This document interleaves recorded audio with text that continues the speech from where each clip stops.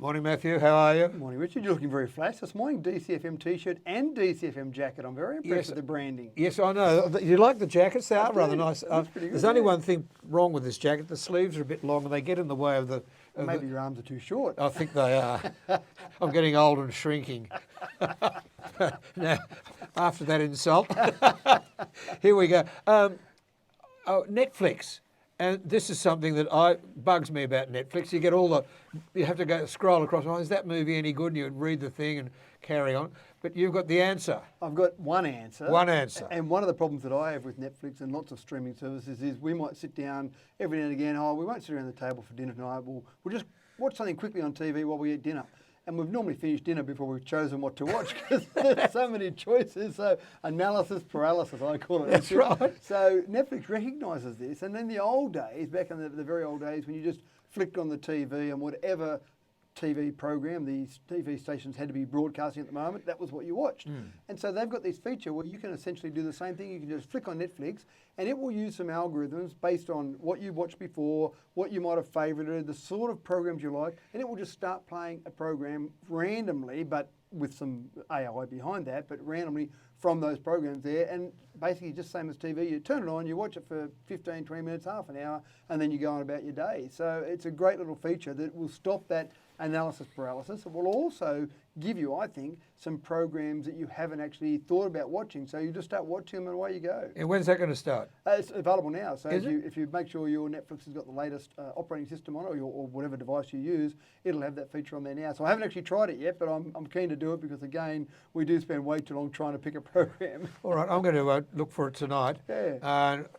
Perhaps you've got to reset Netflix, I suppose. And normally they do updates on Netflix, and normally if Yeah. your device has got the latest operating system on it, it will have that feature on there. Oh, But should anyway, have, go yeah. looking for it, and Oh, well, if you get stuck, give me a call. All right, we might report back next week anyway. Sure. Now, are hackers profiting from email scams? My answer would be yes. Well, we think that's right, and you and I have spoken about various email scams and the way they work, and I've got to make sure that the word allegedly is put before all of this information here, but there's been a woman, an accountant actually, arrested in Brisbane, supposedly accused of laundering $3.3 million through an email scam. And this is one of those scams where, in conjunction with some hackers, allegedly, she's been working with them, and effectively what they do is they'll hack someone's email system. They'll send an email to someone that you've just sent an email for an invoice to and say, oh, by the way, I've changed my bank details. Can you just make sure you pay that payment into this bank account? And so that happens then, and then you think that you're going to receive your money, and the person thinks they've paid you the money, but it's gone off to someone else. And then this person's job, allegedly, was to launder that money overseas so that then it can't be found again. So again, it's one of those things that you receive an invoice from a legitimate supplier and there's different bank details, or you receive an email that says, please change my bank details. You think, oh, okay, I just got an invoice from Billy Blogs yesterday, I'll fix it up. And of course, that's where their hacking skills are being used. So it's a very clever scam to take what's already there and just modify it ever so slightly. Yeah. So very clever, but the bottom line is they're out there. And if you see someone that's changed their bank details or even an invoice with different details to the one you paid last time, I just give that person a quick call and say, I've got new bank details, is that correct? And they might say, yes, everything's okay. They go, no, I haven't changed bank details. Then you know that someone's been able to get into their system. Do you know, I read that yesterday and did some internet banking yesterday, and I think that happened on one of my accounts, and I did do exactly what you said. I rang that person and said, you changed your banking details, because when you pay bills regularly, as you know, those banking details are held in the, and you just go press and put the number up and all the stuff's there, so you don't have to find the ABN and find their account numbers.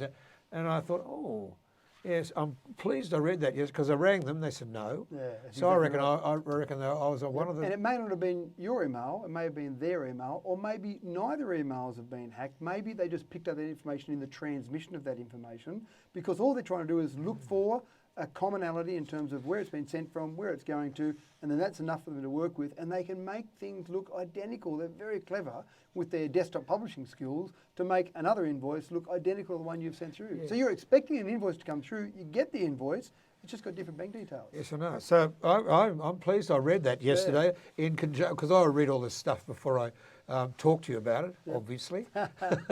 Good. Now, I do remember way back when Microsoft Windows 95 came on, and I thought Windows 95 was the greatest thing since sliced bread and egg on toast. Yep. It was good. Well, 2 days ago was the 25th anniversary of the yes, launch. yeah. And I remember, in fact, I've got this old photo from a newspaper from 25 years ago with me asleep at the keyboard, pretending to be asleep at the keyboard, because we opened at midnight on the day because of the time zones around the world.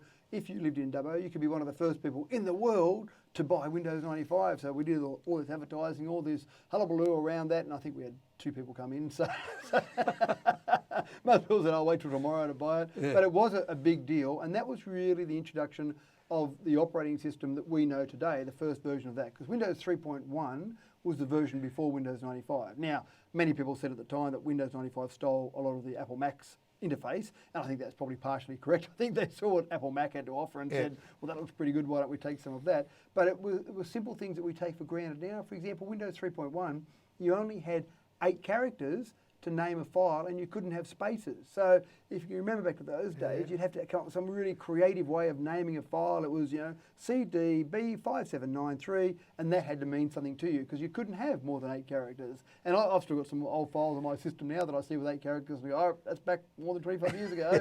So things like that. The interface obviously changed. The start button was introduced. The launch they had, I think the Rolling Stones, Start Me Up was the big launch song. They would have paid a lot of money to the Rolling Stones for that. They had things like Jay Leno came out and helped launch it with Bill Gates. They had Jennifer Aniston and Matthew Perry from Friends fame who did a little sitcom around Windows 95. So you can imagine the cost it would have had for Microsoft. But that was back in the heady days for Microsoft where money was no object. In fact, I remember going to a conference over in LA around that same time, just a bit after that, with Microsoft. And for one of the days of the conference or after hours, they shut down Universal Studios and only the people attending the conference then had full access to every ride at Universal Studios for free. So you can imagine the cost to Microsoft of shutting down Universal Studios for normal patrons. So money was no object to them. The launch of Windows 95 was huge, but Windows that we've got now really has been built on the back of Windows 95. I mean, the thing was at 95 was the number of people who got 95 then created programs from it and sold those programs. And in radio, I know that a certain program was made and a lot of radio stations bought it, and now you'd do it in 5 minutes. $27,000 and $30,000 paying all that sort of money for a program that you could make up yourself these days in 5 minutes. Just a filing program mainly for music. Yeah, and look, these are the sort of things where that did start a lot of things. For example, Sound Blaster was a big name back then. Yeah. You used to have, if you wanted any sound on your computer or any decent sound, you had a Sound Blaster, or if you're really flash, you had a Sound Blaster Pro sound card that you'd install in there. And then, as you say, a lot of things were built on the back of that. It was the first 32-bit, full 32-bit operating system. So now we've got 64-bit, but 32-bit meant that you could move a lot more data in a lot shorter period of time. So, interesting days. But, 25th anniversary just a couple of days ago. 95 couldn't run that. No. It'd have no chance. All that for the matter of it. No, that's right. Because they're fairly complicated programs. Finally, a smartphone to tell that you've been on the grog.